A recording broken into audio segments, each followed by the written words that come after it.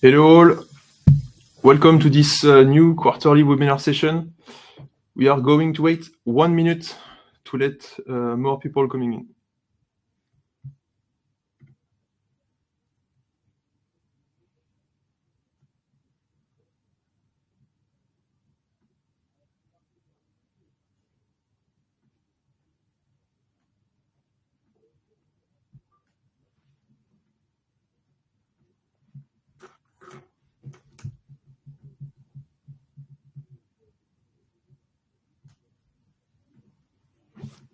So, welcome to those who just joined. It's now time to launch the third EnergyScan webinar session of 2024. I'm Julien Waro. I'm in charge of the economic research team here at NG Global Energy Management and Sales in Paris. So volatility has dropped across energy markets over the past few months on the back of a combination of weak demand and growing renewable power generation. But geopolitical risk remains significant across the globe, keeping wholesale prices steady overall due to lingering supply concerns, mostly for fossil fuels. So in this session, we'll give you the key elements to understand if this trend could be sustained in the coming months with our speakers, Olivier Gasnier for macro and crude oil topics, Évariste Nouki for gas, and a newcomer for the power and carbon section, Luc Ruffier. So welcome on board, Luc. As usual, check out the buttons on the bottom right corner of your screen to ask questions to our speakers or chat with participants and leave suggestions to the team. We'll do a Q&A session at the end of each presentation, and I remind you that the session will last 90 minutes until 11:30 Paris time to go into details for our topics of the day, and also to take as much questions as possible. Finally, you will also be asked to fill a one-question satisfaction survey at the end of the session. The slides and the replay of the session will be available just after the session and by tomorrow at the latest on the EnergyScan platform. But you can already download the slides by clicking on the cloud icon on the top right corner of the screen, or following the instructions that are displayed here. So clicking on apps, then handouts, and you should see a download button to get the slides. So let's move on now to the first part of this session with the macroeconomic and crude oil outlook with Olivier. So we will start the session before Olivier takes the mic with a one-question poll. So first question, not really macroeconomic, but clearly linked to the political context. So do you think Donald Trump will be elected president of the USA in November? So I'll give you a few seconds to answer. So already a lot of votes. We see a clear trend for the yes, and so most of you are convinced that Donald Trump will win the next US presidential election. And of course, Olivier will talk about the potential impact on the macroeconomic situation and the energy market. So thanks for those who took the time to answer. So Olivier, the floor is yours now. Thank you, Julien. Hello, everyone. So yes, I will just start by what we said 3 months ago, where we were. We noted that the U.S. economy was resisting the rise in interest rates. Also, that the Chinese economy was showing few signs of improvement. But by contrast, that the situation was improving slightly in Europe, and this trend has been confirmed with the GDP in the euro area growing by 0.3% in Q1. And also in the UK, we had a sharp rebound in GDP, plus 0.7%. Thus, Europe has emerged from the period of recession or near recession in 23. And the prospect of falling inflation and lower interest rates at this time, 3 months ago, kept hopes of a recovery alive, well, even if we believed that this disinflationary movement would face difficulties and would complicate the task of the central bank. So we'll see where we are now and if these expectations have been confirmed. So the first thing we can say is that the latest trends are not good. If we refer to the indices calculated by the Citigroup Bank, the bad surprises are even accumulating, which means the activity indicators are very often lower than expected. In the US, this indicator has even fallen to its lowest level since 2015.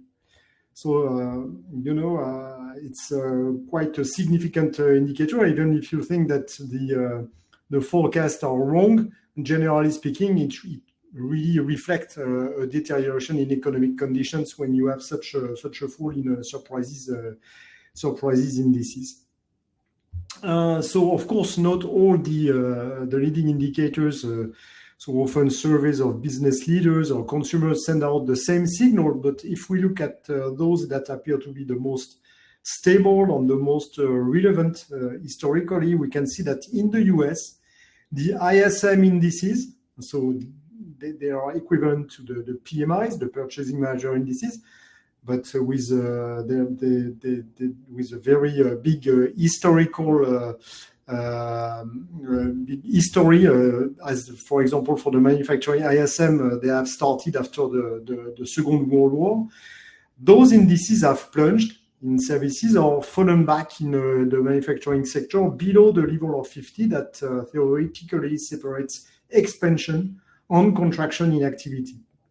Similarly, the European Commission's indices all remain below their long-term averages, as you can see on the graph, after a period of improvement.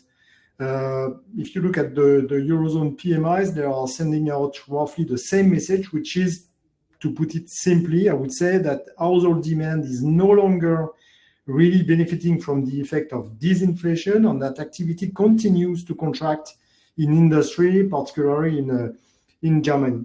If you take France, for example, the Bank of France is expecting GDP to rise by only 0.1% in Q2. On political uncertainty, of course, does not bode well for Q3. As far as the Chinese economy is concerned, I would say it's living up to the expectations it raised.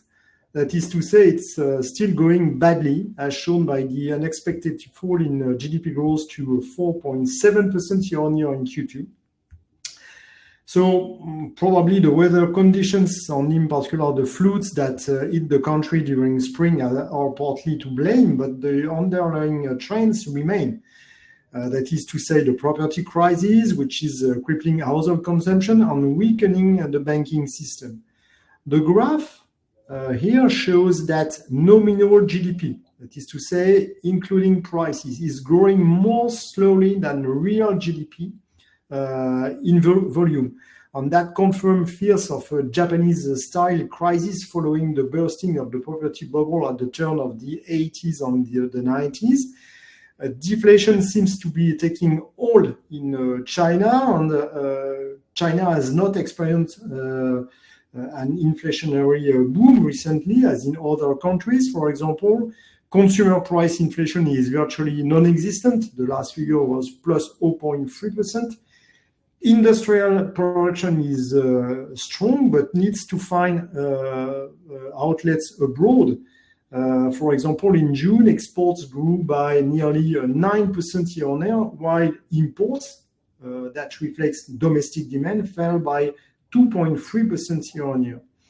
And this can only encourage protectionist policies in Europe, and of course in the US, especially if Donald Trump is elected, because you have a wider and wider a trade surplus for China.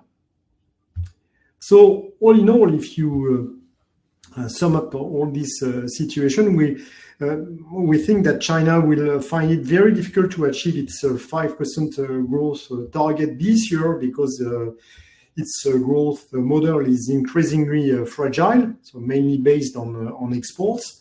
We expect a marked slowdown also in the US economy over the next few quarters, with growth coming back into line with that of the Eurozone in 25, around 1%, plus 1%. And in the emerging countries, the momentum would rather come from India, but global growth would remain around 3%, which is historically low. Furthermore, of course, it's not impossible that unstable political situations could lead to tensions on the markets, whipping out, preventing central banks on both sides of the Atlantic from cutting interest rates. So the situation is not really good, actually, when you look at these forecasts. So, what can we expect from monetary policy? It's really something that supports market optimism right now. Thanks to disinflation, as you can see on the graph, a consensus seems to be emerging in favor of cutting interest rates from September. A number of central banks have already taken the plunge in isolation to prevent their currencies from appreciating. This was the case of the Swiss National Bank in March and then in May, and also the Riksbank, which is the Swedish central bank.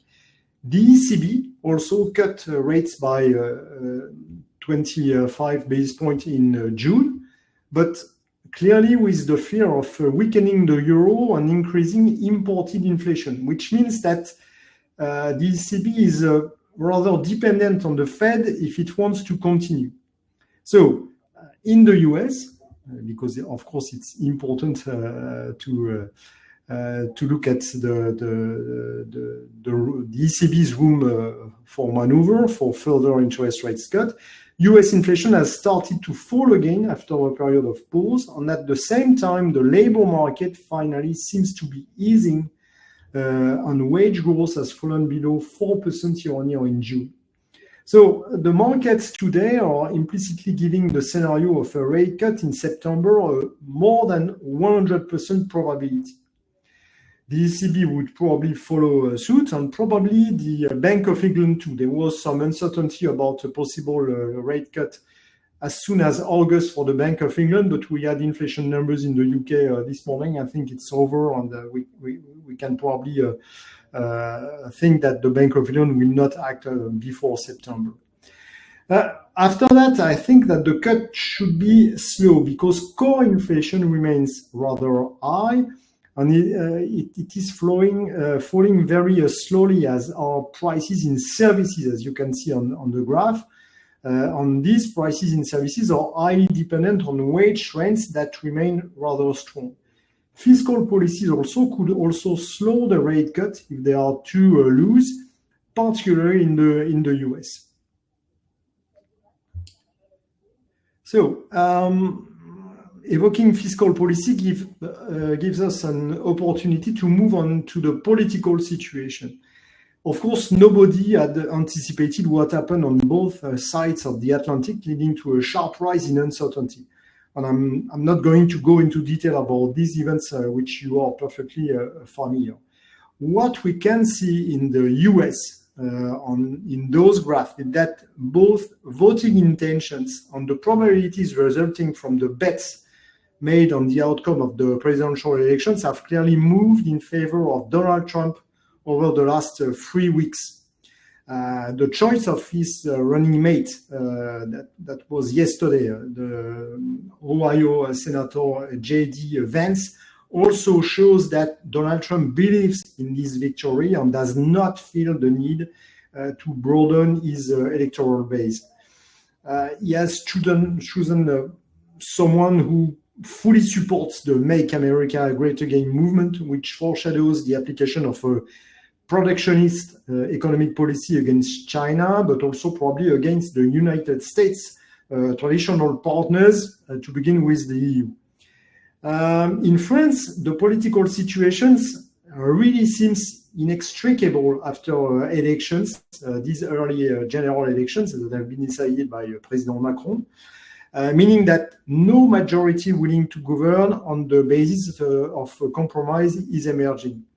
And this paralysis of political action comes at a time when public finances have deteriorated sharply, with the budget deficit exceeding 5% of GDP this year, and the debt ratio at around 110% of GDP.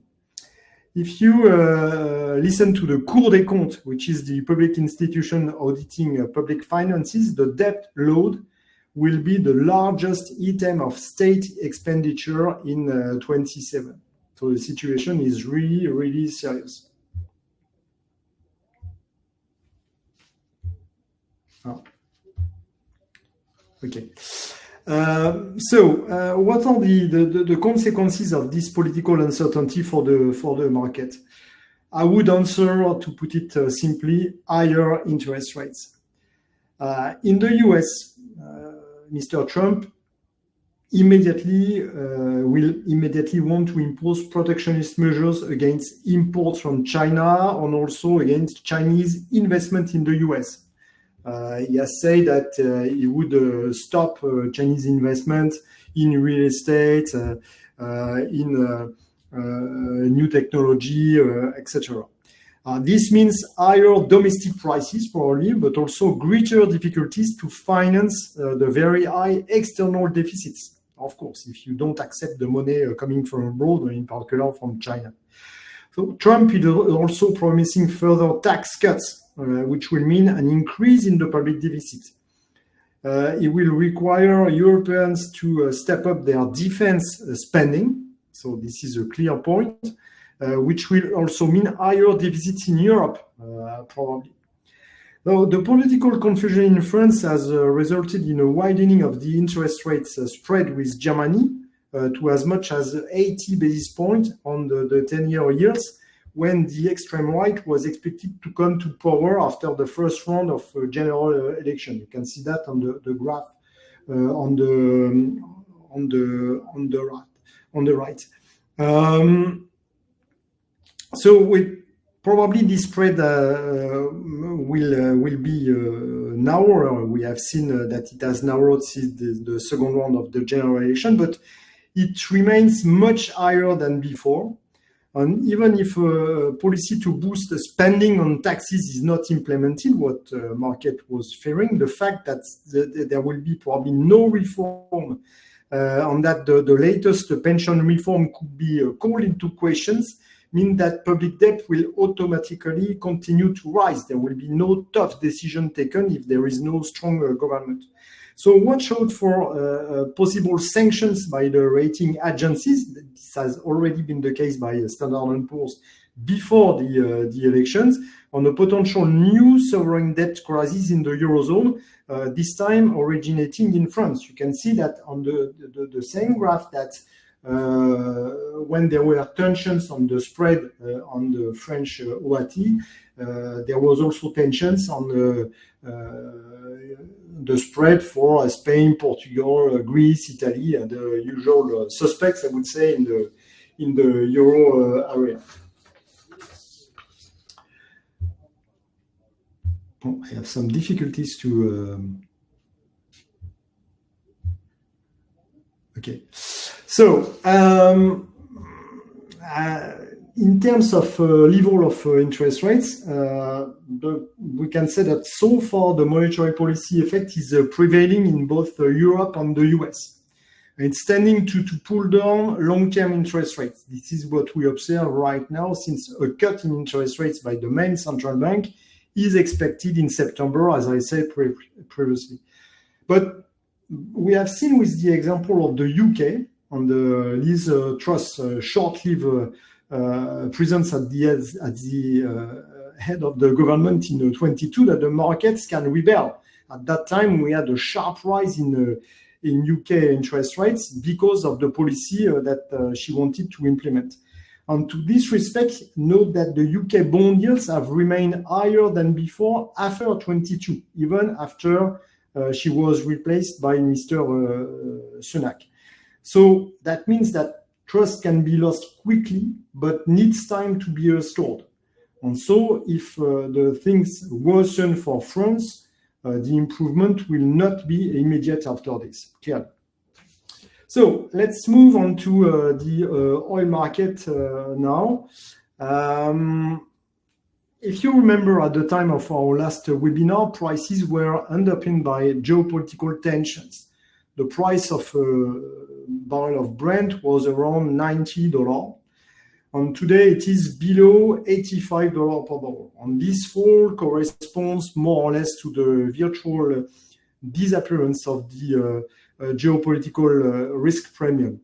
We have seen it reappear recently with the resurgence of tensions on the Lebanese border, but actually since Israel and Iran have been in direct confrontation in March, April, but have prevented the conflict from escalating, the financial protagonists in the oil market have deduced that the worst will not happen. And this is why this geopolitical risk premium has sharply diminished.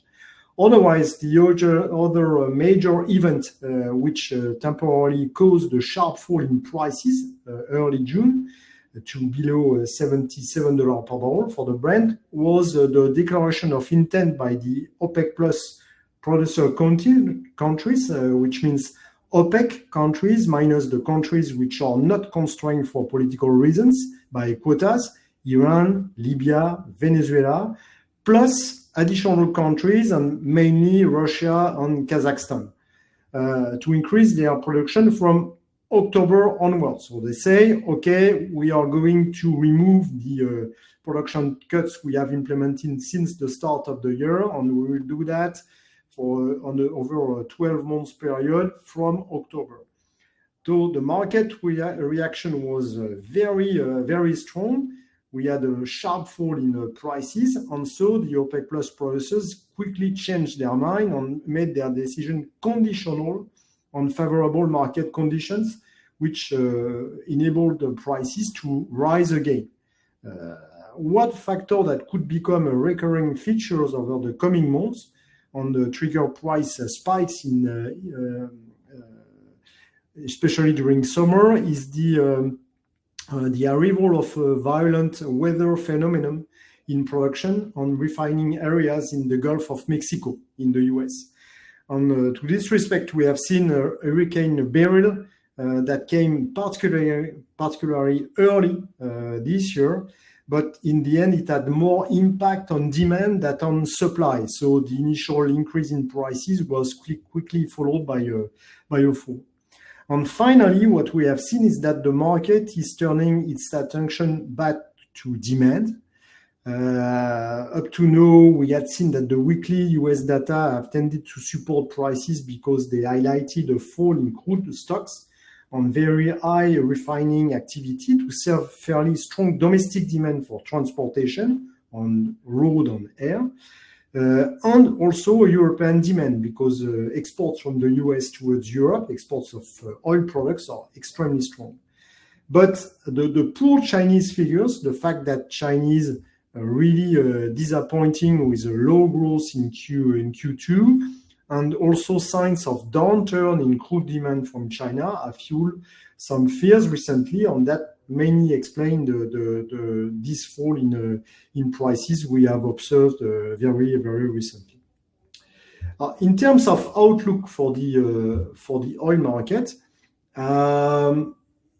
first it's difficult because there is a sharp divergence between OPEC and the International Energy Agency forecast. They continue to post totally divergent world demand forecast for 25 and even more so for 24, even though we are more than halfway through the year, which in theory should be completely impossible. Our opinion is that the OPEC forecast have no other purpose than to support prices, showing that demand is strong and that prices should be should be high. So we rather share the International Energy Agency caution with a growth forecast of less than 1 million barrels per day in 24 and 1 million barrels per day in 25.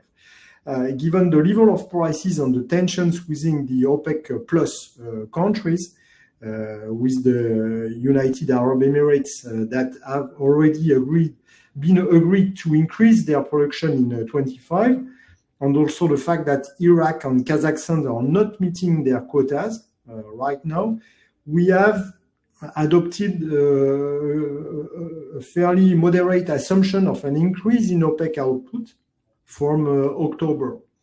We think that OPEC will not be in a position to really increase, to completely erase the production cuts that have been implemented in 24.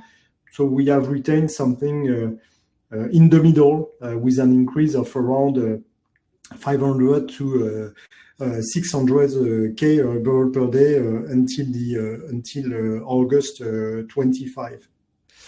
So that means that the market, which is currently very tight in deficit, as you can see with the evolution of stocks, they are down for Q2, Q3, in Q4 in our forecast, minus 0.6 million barrels. If you look at the situation in 25, it's rather different, with a market that is expected to swing into surplus, more supply than demand, and of course that would weigh negatively on prices. Oh, I have some difficulties with my.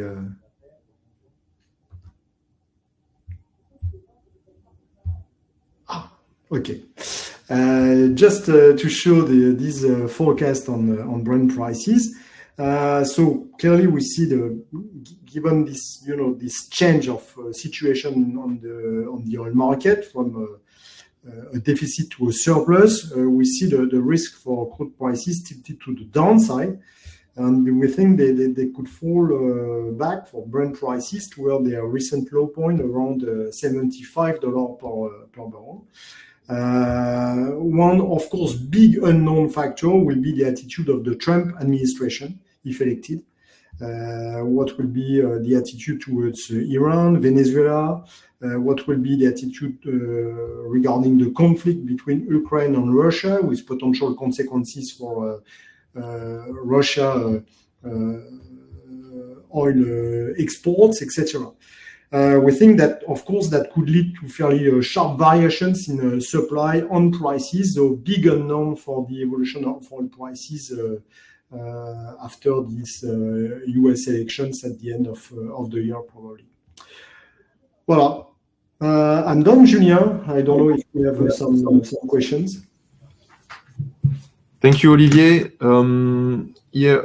We have one question in the audience regarding your assumption for the average crude oil price for 2025. So I don't know if you have the figure in mind, but we can. No, I don't have it in mind. But if you look at the graph, it's something between 75 and $80 per barrel. Lower than today, yes. Okay, so between $75 and $80 per barrel. Thank you. One question on my side regarding the Euro USD rate. So what about the outlook for this benchmark? Yes, this is something that I didn't address during the presentation. If we look at rate expectations from the Fed and the ECB, the fall could be faster in the US than in Europe, as the Fed has clearly more room to maneuver to lower its interest rates, and the economic slowdown should probably be more marked in the US than in the Euro, because in the Euro we have a very low growth. So in theory, this should favor the Euro and a recovery in the Euro-dollar exchange rate. But the political uncertainties are very high.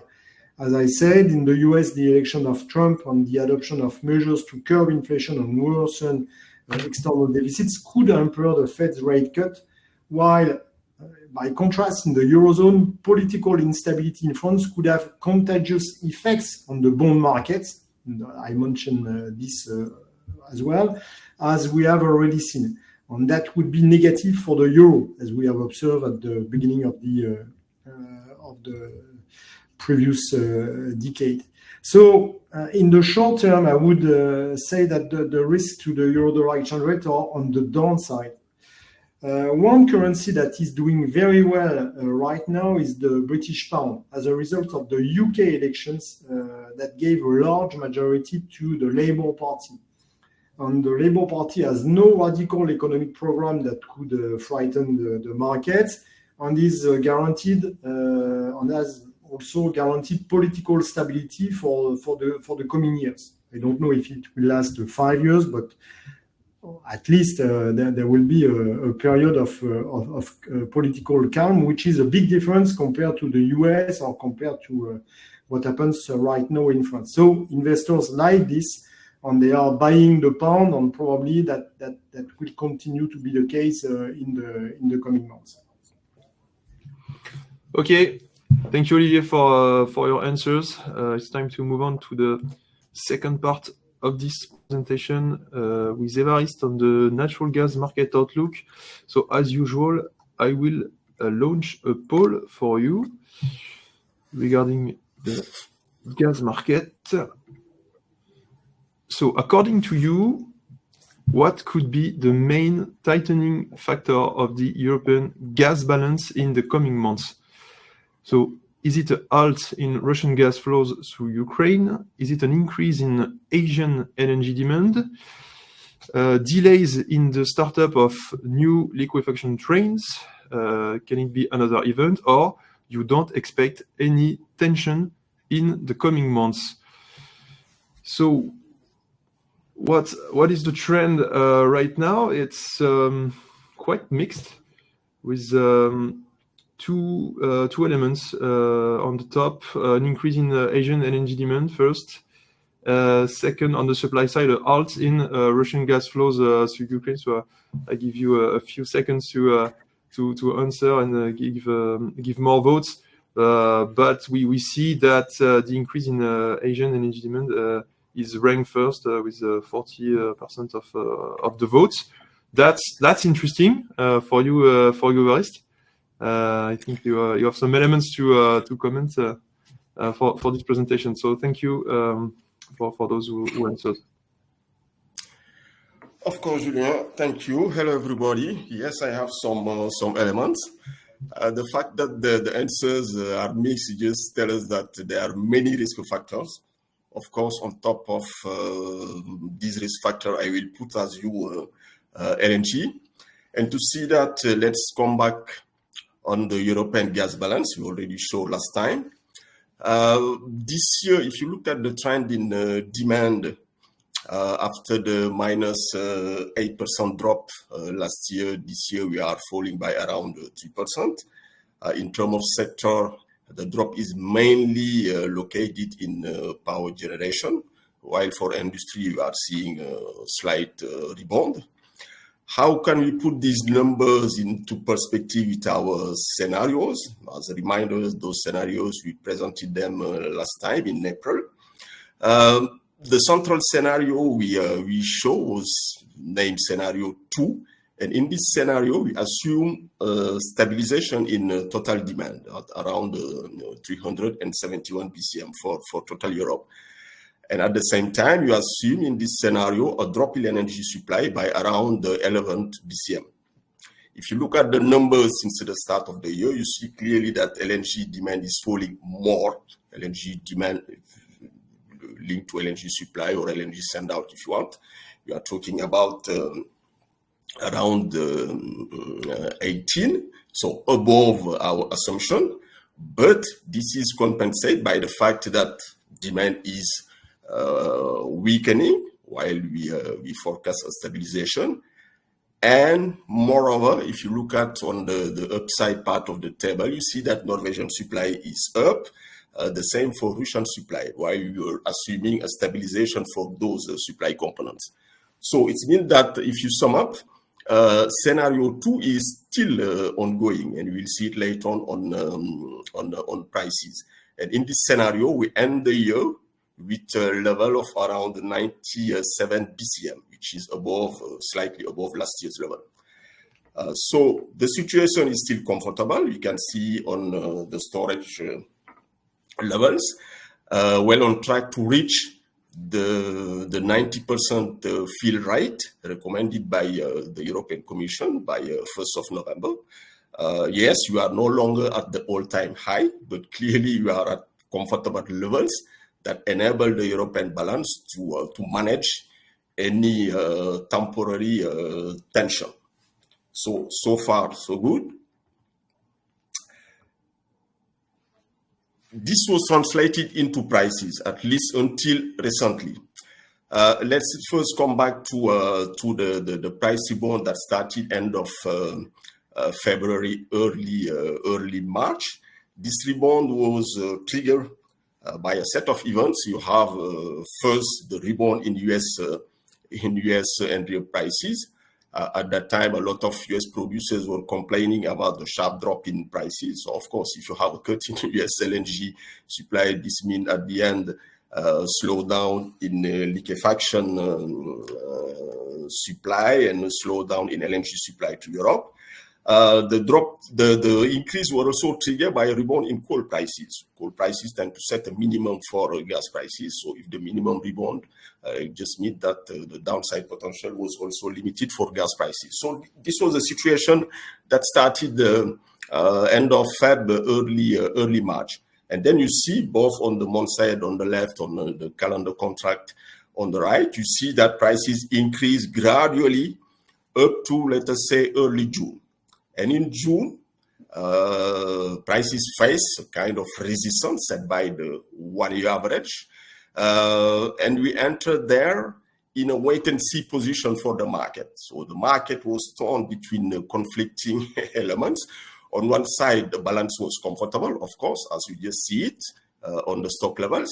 But on the other side, the market was well aware that there are a lot of risk factors, and you pointed them. You have a potential drop in Russian supply to Europe via Ukraine. You have the LNG situation.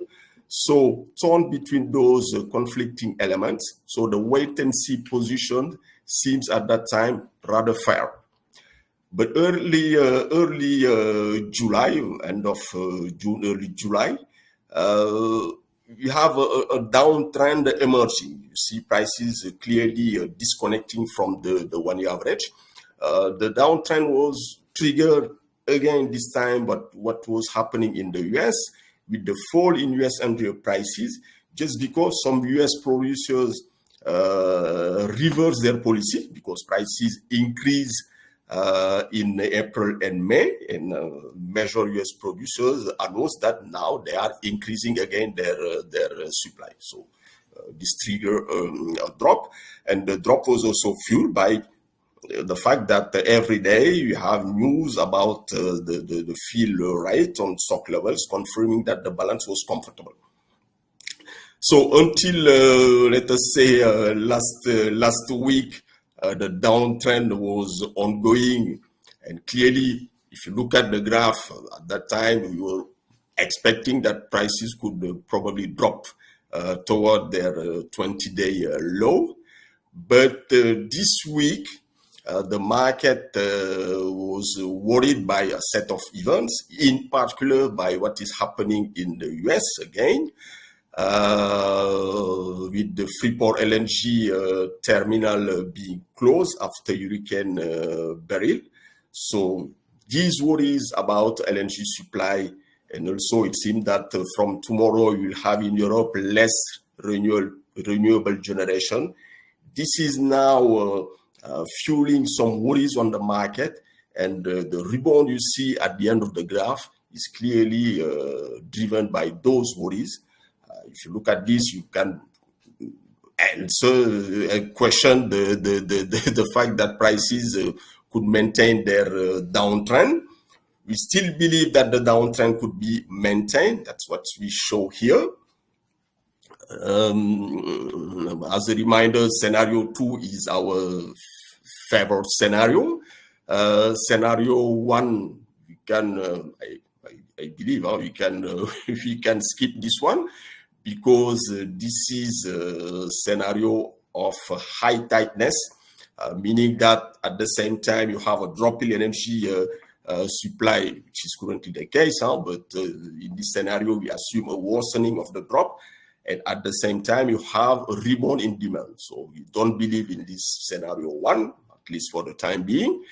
And scenario 3, which is a scenario of oversupply, I believe that we can also skip it, because you see that clearly, given what is happening on the LNG supply, it is difficult to imagine the European gas balance to be oversupplied. So scenario 2 is clearly the most relevant one.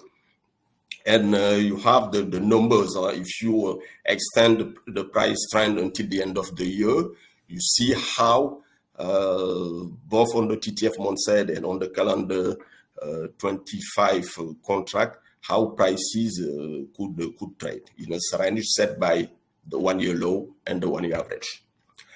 But now you have to monitor closely all the risk factors, particularly on the LNG supply.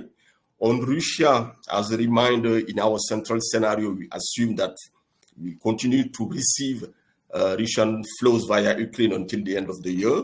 But then starting next year, we assume that the transit will end and no flows coming from Russia via Ukraine. But we expect at that time that LNG supply will replace these Russian flows. If you are wrong on the trend on LNG supply, of course you could end with a tighter balance. So now to do a kind of outlook on the LNG supply, we'll first look at what is happening in two main Asian countries where in fact the stake is. For Japan and South Korea, we assume that we have a rather moderate LNG demand, because given weak power demand in those countries and also the restart of nuclear, we don't imagine that Japan and South Korea could really tighten the LNG market. But China and India could. They could. Particularly as this year, we don't expect a strong increase in supply. If you look at the graph on the left, yes, there is, of course, some LNG liquefaction capacity additions this year, but these additions are offset by the weak performance of liquefaction capacities we are having right now. And the last one is clearly what is happening on the US Freeport LNG terminal in Texas. That was closed just before the hurricane Beryl reached the coast. Now the market is expecting Freeport to restart. It's not yet the case. And as I just said before, this is one of the worries that tend to fuel a risk premium on the market. This is a huge terminal, so normally the company say that it should restart this week. If it is not the case, it could continue to fuel concern on the market and maintain the risk premium. Now, having said that, you have to look at on the demand side.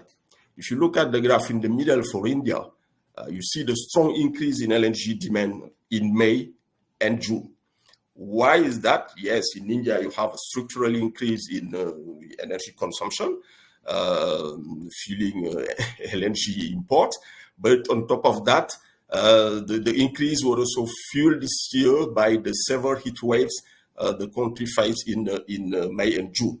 Now the heat waves have passed, but you'll see later on that we continue to see resilient import from India because all the sectors are still consuming natural gas. The good news for the global balance is that China reduced its LNG import. Just look at the graph on the right. At the time, India was importing at a max. You see that gradually China reduced its LNG import just because prices were too high, and China has the alternative to do something else. And clearly, the message sent by China is that they are not ready to buy LNG at any price. Other element to monitor carefully is clearly the total supply in the years to come. And here the message is to say that until 2026, the additions will be, yes, significant, but not enough to make the balance really comfortable. And in particular, not enough to really compensate the loss of Russian supply. To see this LNG supply compensate totally the loss of Russian gas, you have to wait until end of 2026, early 2027. So from that period, we believe that the market will be much more comfortable. So the period which is really at stake for the European gas balance is clearly from now to end of 2026. So in this period of tightness, we will ask to the main buyers we talk about, China and India, to do their best effort to try to make the balance comfortable. And on China, there are some good news. Just look at the first graph showing the trend in China domestic production with the change, year-on-year change. At the start of the year, they put in place some safety measure to fight the numerous fatal accidents they had at coal mines. So let us say that mine did the job. They do what they can, depending on the technologies and the management practices. And gradually, because the situation improved, you see as well that they decide to relax the measure and to increase coal production. You just look at the numbers at the start of the year. In March, the production dropped by 3.4% year on year, and gradually the drop weakened. And in June, we even see a rebound, a strong rebound, plus 3.6% in June. Rather good news, which we can also link to the trend in global coal and gas prices. At the time, prices were increasing. China again sent a message that it is not ready to buy gas or coal at any price in global markets, and that they have a wild card, which is coal production. They can adapt this coal production just to avoid paying high prices on global markets. And we believe that they will continue this policy in the period where we believe that the gas market, the LNG market could be tight.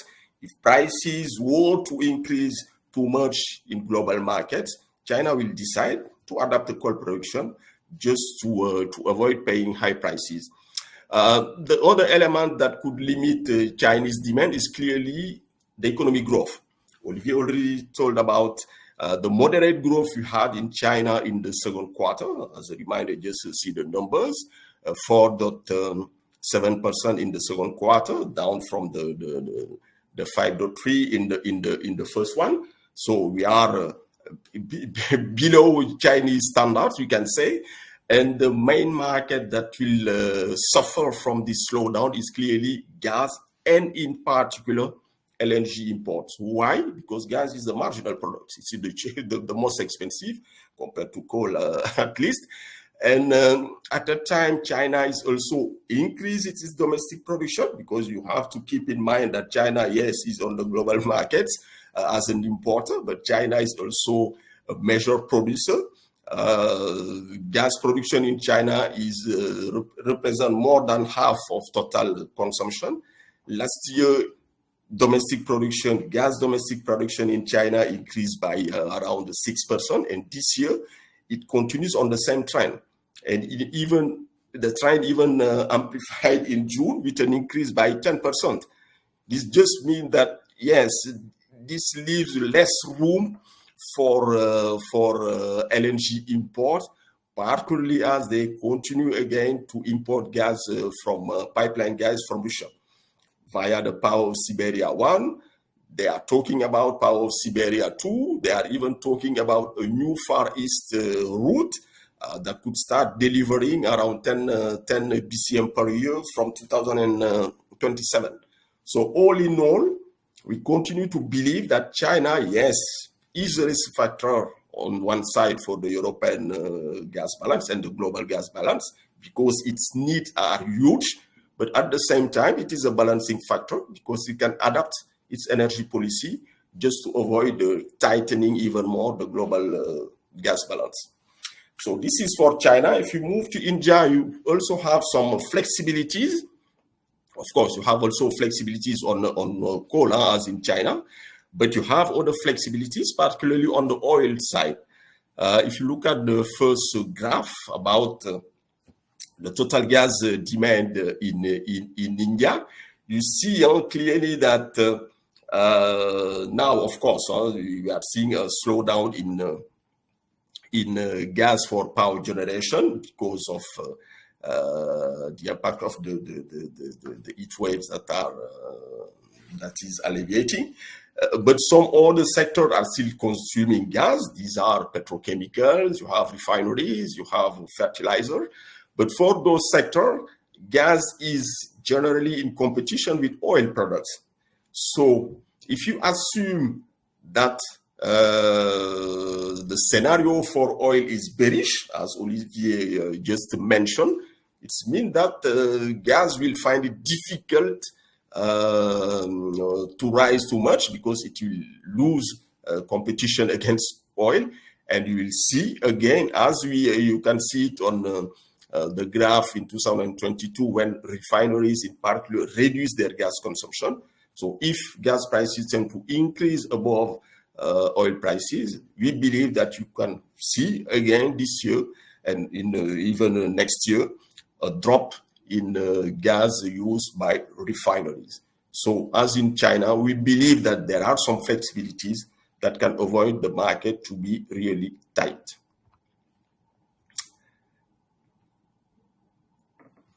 So in terms of outlook, what does it mean for the long-term outlook? It seems that the market is factoring the bearish outlook we show on the LNG supply starting end of 2026.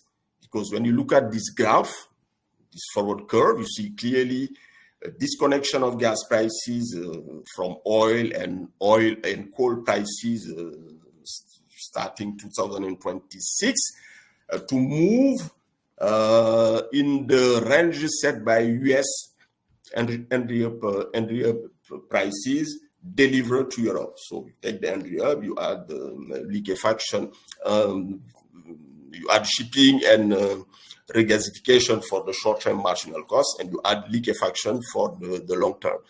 You see clearly that the market say, okay, if I'm very comfortable, the downside will be given by the US price. This is also a fact to recognize that LNG is now playing an important role in the European gas balance, and you cannot drop below this level unless you don't need gas.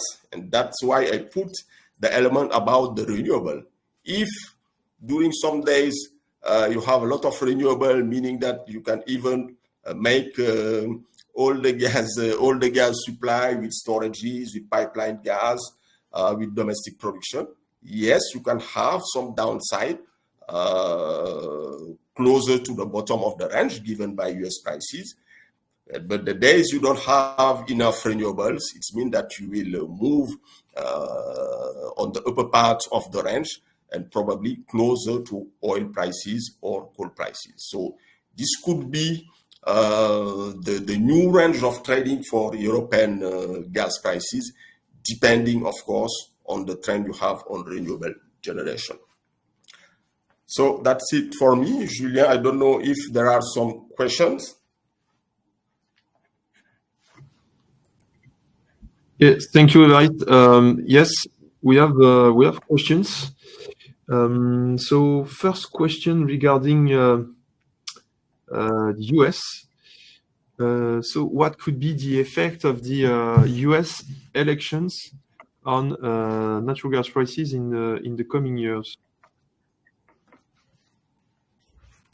The effect of your election. So,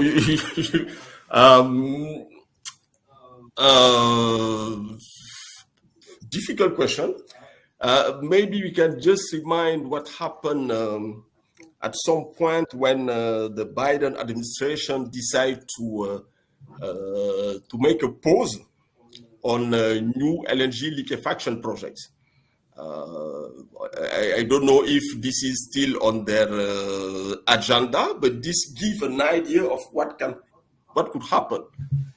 So if you assume that the Biden administration will be more sensitive to the issues about the environment, it means that probably with the Biden administration, you could have a slowdown in in LNG supply from the US, while I assume that with the Trump administration, it will be much more pro-business and more LNG export. So you have to make your choice between the two. On the one hand, you could have a pause or a slowdown on LNG supply, and on the other one, you should continue business as usual and even an increase in LNG supply. Okay, thank you. So one question about China, but I think you already answered during the presentation. So why China reduced LNG demand recently? How did they manage the demand side? Yes, I can add that they have alternatives. They have coal, they have pipeline supply coming mainly from Russia, Turkmenistan, and also you have an economic slowdown. No? Slowdown, we are still at a high level, but as I said, in Chinese standards, below 5%, it's not so huge to be really supportive for energy demand and in particular for gas demand.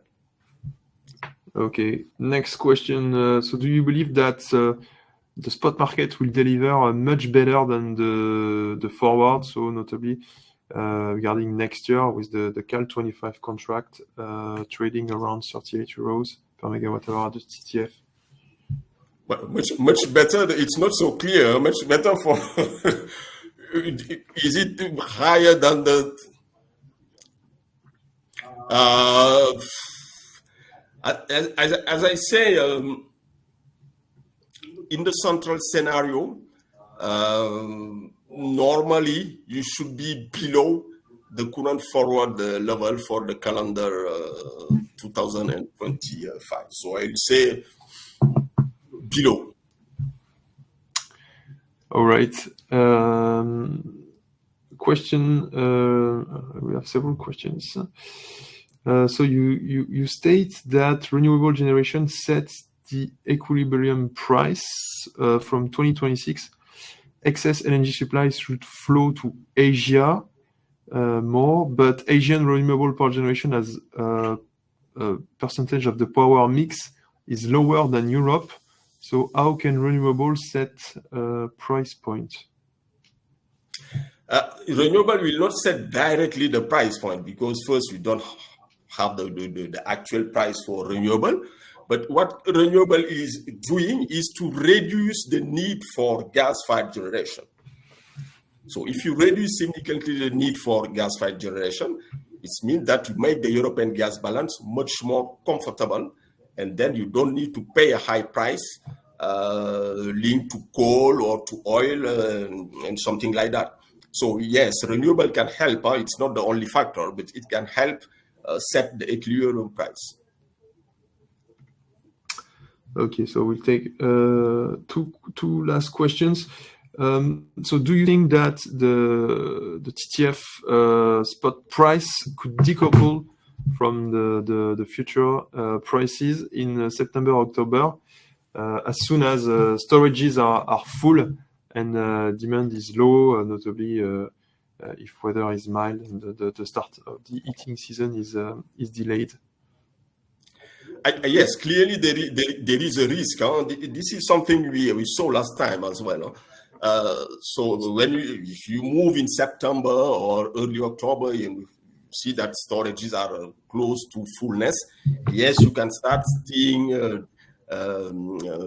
day-ahead prices tending to decouple from month-ahead prices.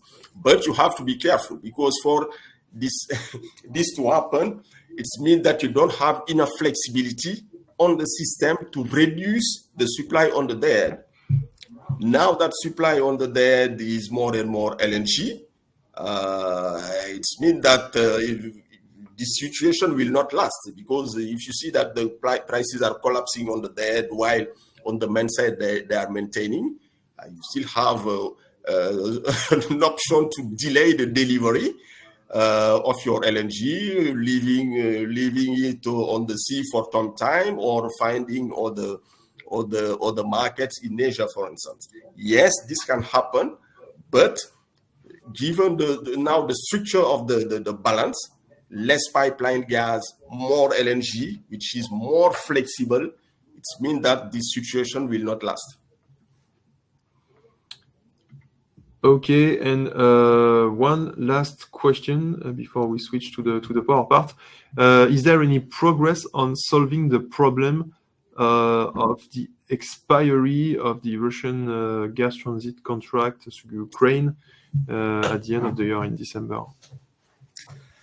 No. I don't think there is really some progress. On one side, Ukraine is saying that they don't want to extend the deal, which we can understand, but the countries that they don't have the choice, some Eastern countries, they want to renew the agreement. What is currently under discussion is probably to take gas from other countries, Eastern countries, and to use let us say the Ukrainian pipeline network to import more gas, but not Russian gas, but other Russian or other gas around. So the deal, I don't think it will be extended, but there is some ways to continue to import some gas via the Ukrainian network, but taking possibilities to take gas from other countries, because Europe, for instance, is importing gas from Azerbaijan and some Eastern countries.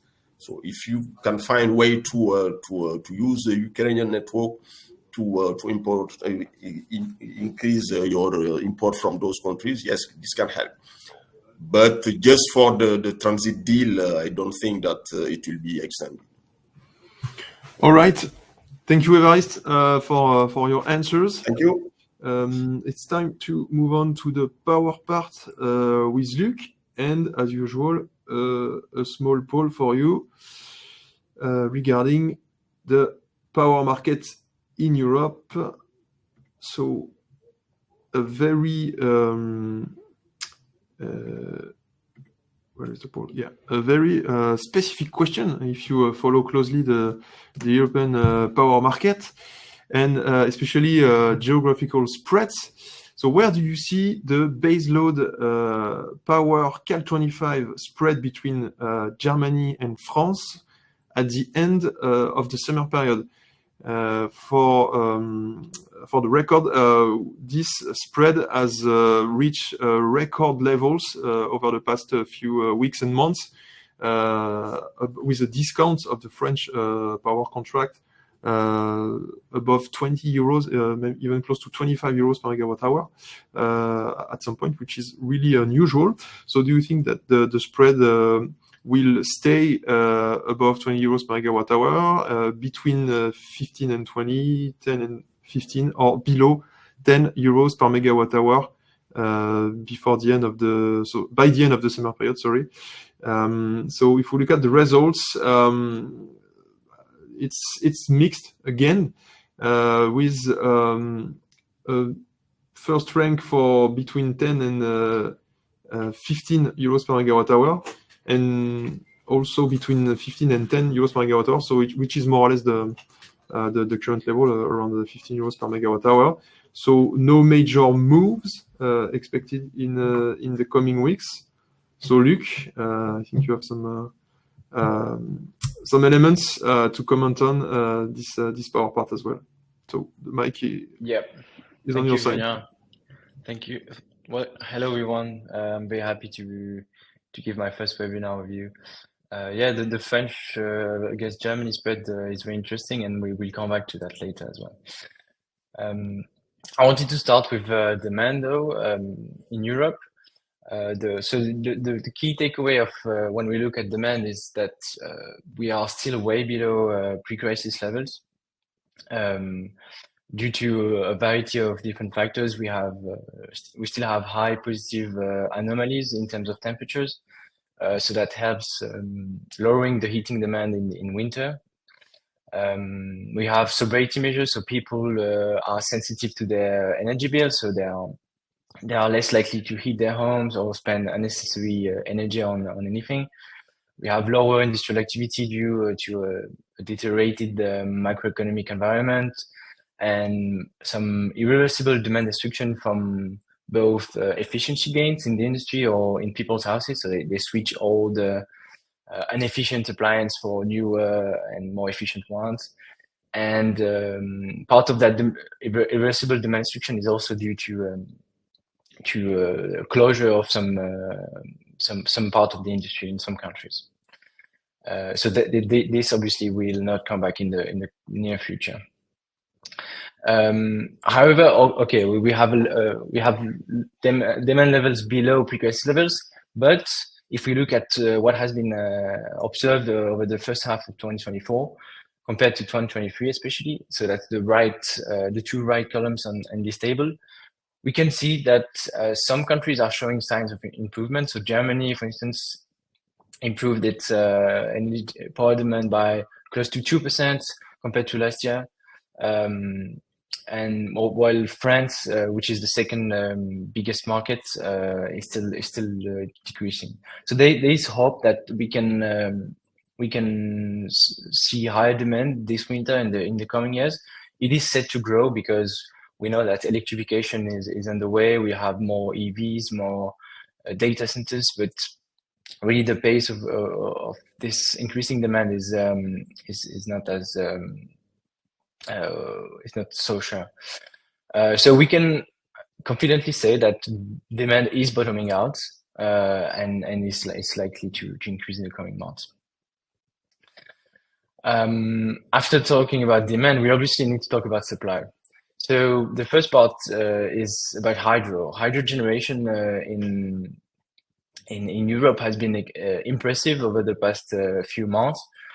We started 2 years ago in 2022. We had a massive drought in Europe. You can see on the upper right chart the dark blue line, which was the bottom of the range. So we had very little water in the system to generate electricity from.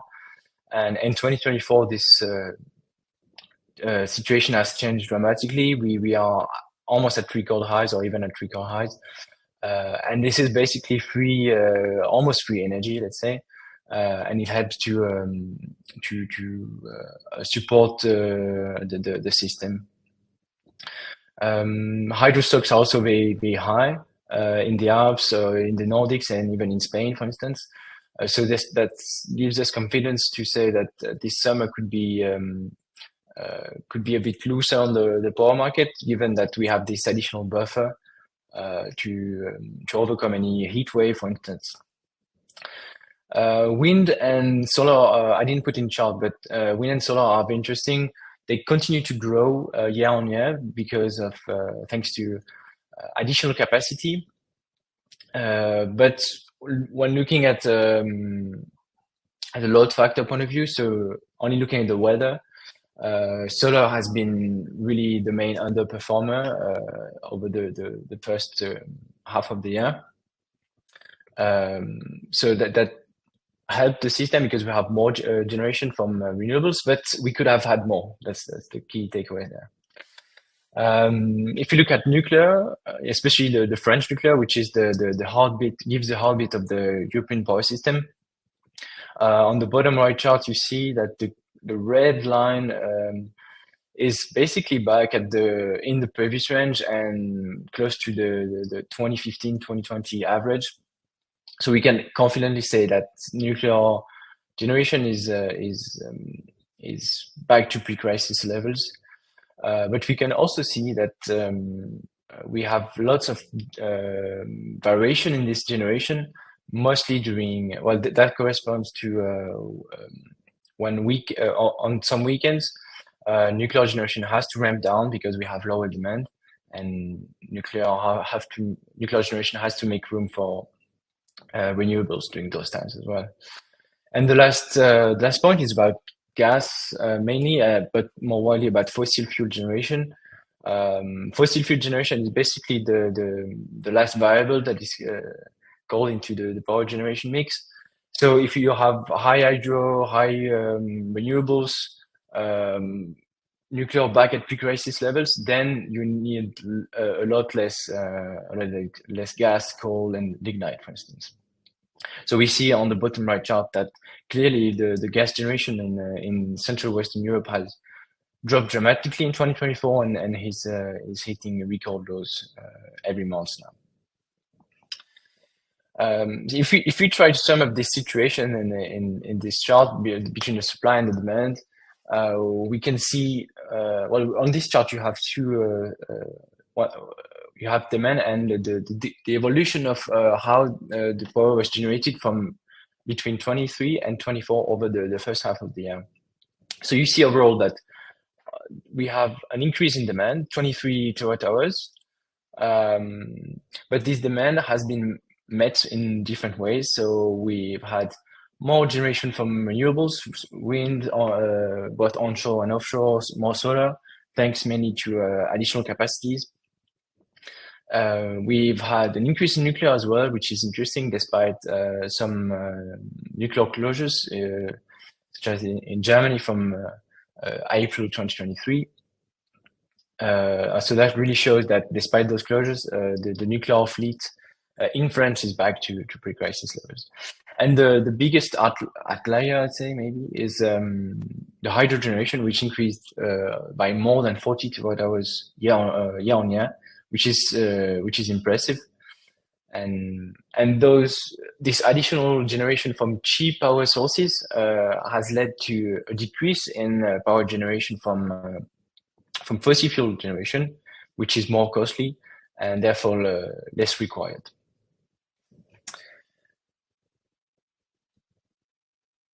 Now, if we take into account this picture of still low demand but slightly increasing in some countries, we have ever-growing renewables and less generation from gas plants or fossil fuel generation plants.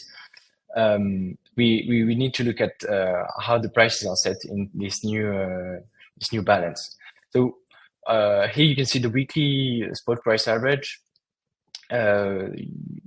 You can see that on Q1 we had market prices roughly coupled between every market, and then following the end of March we had an increase in the fuel costs, so the clean coal cost and the clean gas cost, namely. But this didn't necessarily was not necessarily transmitted to the power spot prices. You can actually see a big dip in April, and the whole markets to start dislocating from then on. This is due to a wide range of factors. So you have increasing renewables. So in April and May are the months where you can see actually one of the highest solar generation, especially in May. So that really helps to pressure down spot prices. And you can see, for instance, in May that prices were lower than were much lower compared to the CGC level. There's also one thing to see on this chart is that French prices were much lower compared to its neighbors, and we'll come back on that in the following slide. And about the growth in renewables, one key symptom of this growth, and not necessarily the growth in renewable, but the lack of flexibility in this growth, I'd say, is the increasing number of negative hours. So in 2024, we already passed early July. We already passed the 23 record, and it's only likely to continue over the few months where solar generation is strong. And those prices, those negative prices occur often during times where you have high wind generation coupled with strong solar generation as well. Okay, I see time is running out, so I'll try to be brief. Coming back onto the French discount compared to the German one, two main things are you need to have in mind to better understand those. So in March and April, we've seen a decrease in power exports in France to its eastern neighbors. So we had lower export capacity available to flow power from France to Italy, Germany, Belgium, and Switzerland mainly. So that really constrains the system. And when you have enough supply in France, you couldn't export the excess power to its neighbors. The second thing is the comeback of the recovery in the nuclear fleet, which can somehow be seen on the left chart, where we've built this indicator which shows what we call the French gap, and we've hit record lows in terms of this residual load. So it shows that we are putting the system in some kind of oversupply, and the only solution to alleviate this oversupply is either diminish the nuclear generation and increase the export, which was not possible in April. Early May and after, we've seen an increase in power exports, but the recovery in nuclear generation was still ongoing, so the situation hasn't evolved massively.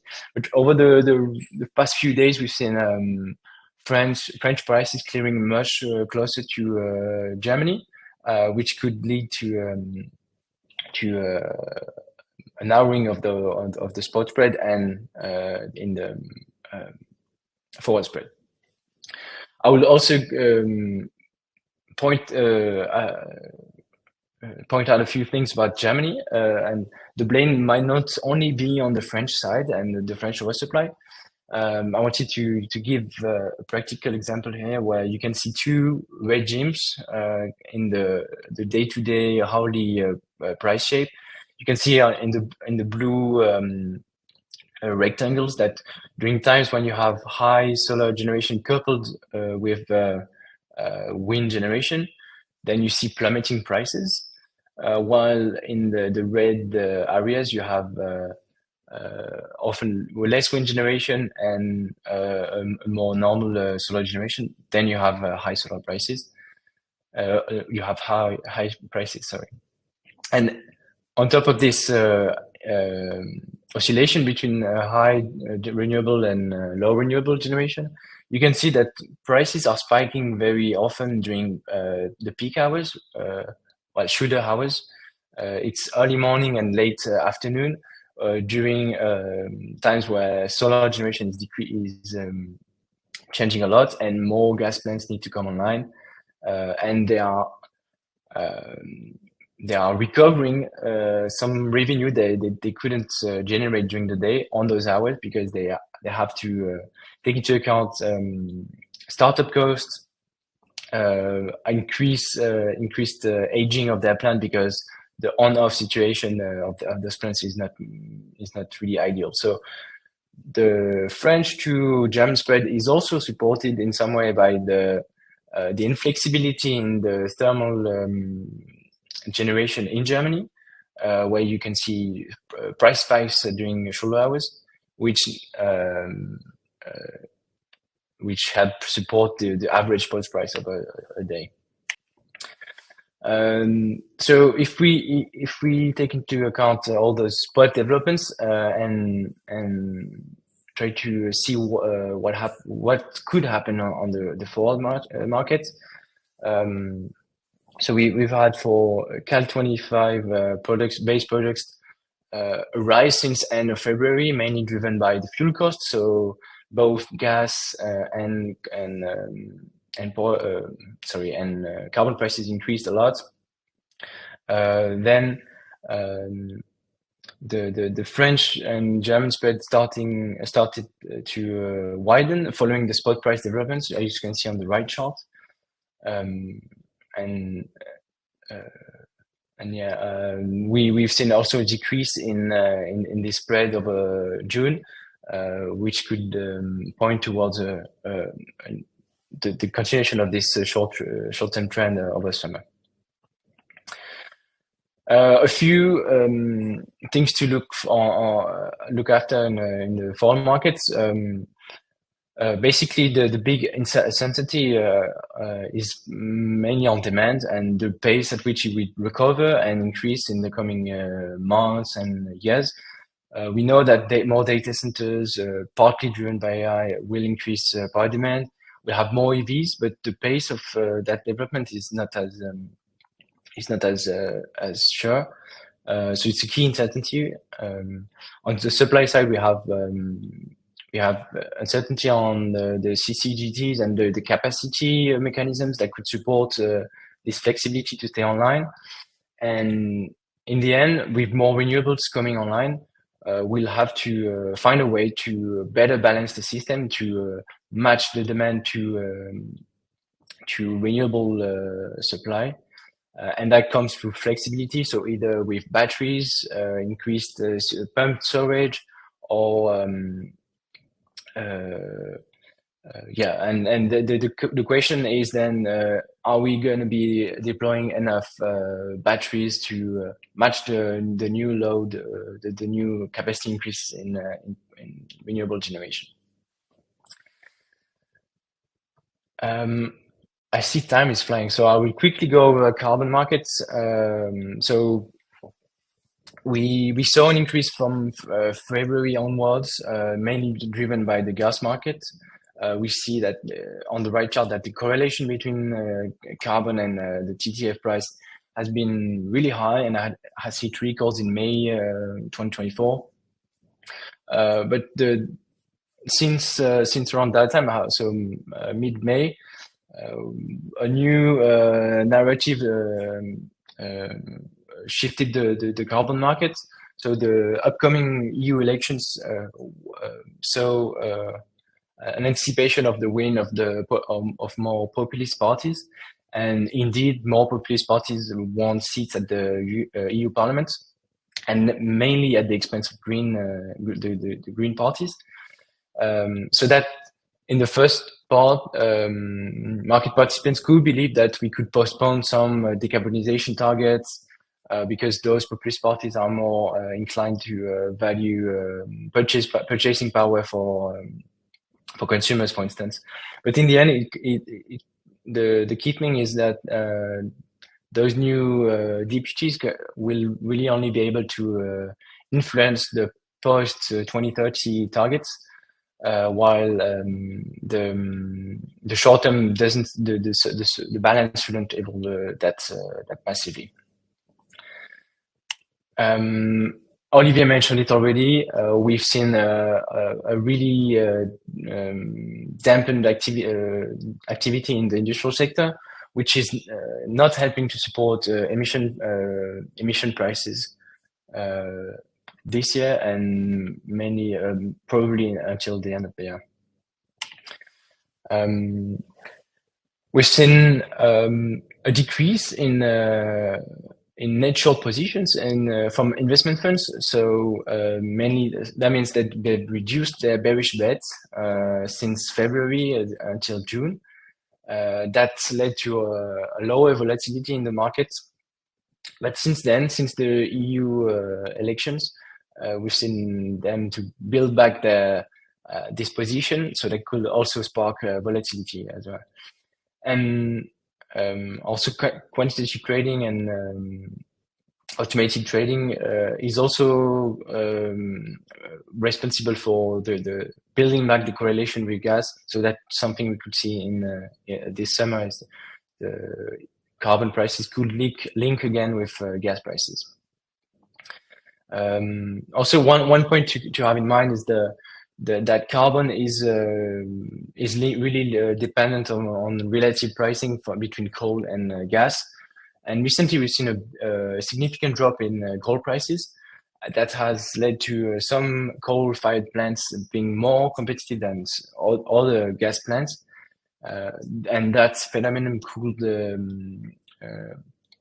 increase the buying pressure on the carbon side. So that's something to look for, is where those relative price levels are going to evolve. And lastly, some maybe bullish risk on the short term.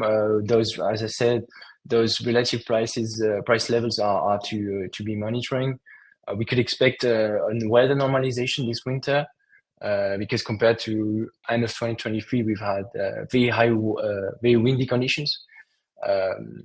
A more normal weather would lead to more thermal generation this winter, especially if it's colder as well. So that's a bullish risk as well. Volatility might be coming back thanks to the higher net short positioning. But on the short term, so over the next 2 months, we are not confident that price could increase until fall, mainly because we'll still have high renewables. We have lots of hydro in stock, and the demand remains dampened for the industry and in most countries. And longer, if we look after 25, in 26, 27, we can expect an uptrend from carbon prices, because the balance, so meaning the carbon emission in excess, will really decrease, and that's going to lead to a market tightening, which is likely to translate into higher carbon prices. Back to you, Julien.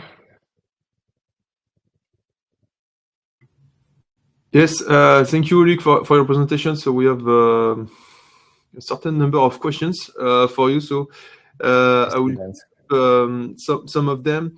So several questions regarding the evolution of power demand, and notably what's behind the data regarding the fact that power demand is down in H1 24 compared to H1 23 in some areas and countries.